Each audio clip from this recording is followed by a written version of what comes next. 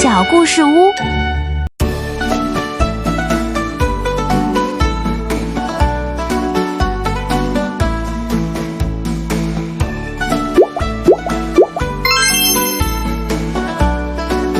中秋节，小朋友们，大家好！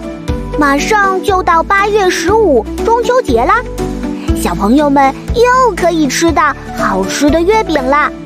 大家是不是很期待过月饼节呀？呵呵。其实，中秋节除了会被小朋友们叫做月饼节之外，它还有一个被大家公认的名字哦，它还叫团圆节。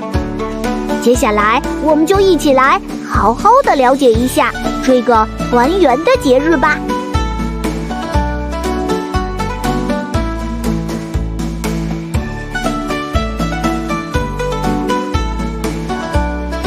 中秋节是中国的传统佳节，在每年的农历8月15日，这时正是一年秋季的中期，所以被称为中秋。中秋节与春节、清明节和端午节并称为中国的4大传统节日。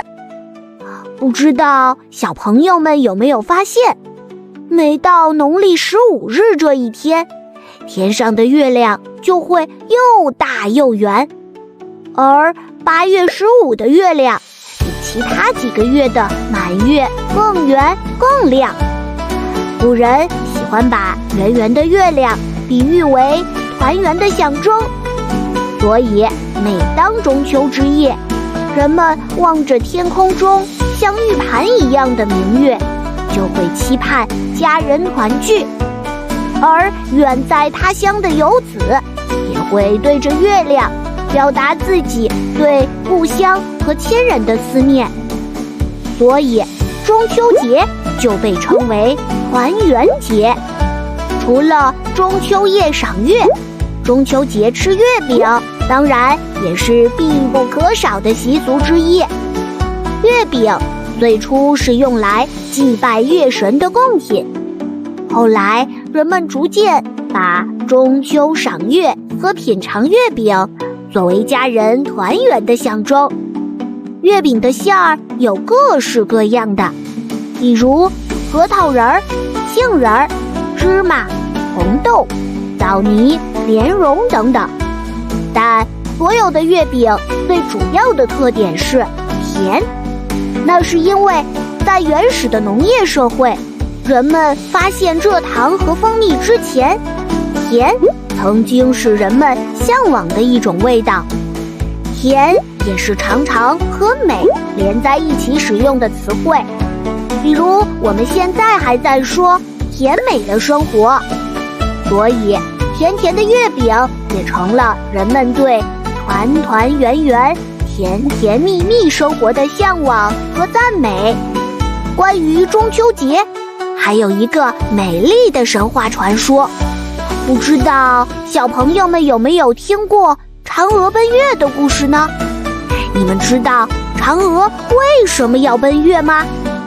嫦娥原本是射日英雄后羿的妻子，王母娘娘为了感谢后羿射日的功劳，就送给他一颗长生不老的仙药，但是她舍不得吃下药丸，成为天上的神仙离开嫦娥，所以就将仙药交给嫦娥保管。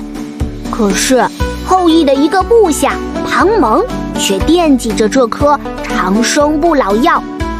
有一天，庞蒙趁后羿外出打猎，就拿着一把利剑闯入后羿家的院子，要挟嫦娥交出长生不老药。嫦娥知道自己不是庞蒙的对手，但又不想让坏人长生不老，于是嫦娥情急之下就将药丸一口吞了下去。服下仙药的嫦娥身子渐渐飘离了地面，她不知道要去哪里，就决定向天空中的月亮飞去。后羿知道这件事后十分伤心，每当他思念嫦娥，就会到花园里抬头看着月亮，与月宫里的嫦娥遥遥相望。百姓们知道嫦娥奔月成仙的消息后，也纷纷在月下摆设香案，向善良的嫦娥祈求平安吉祥。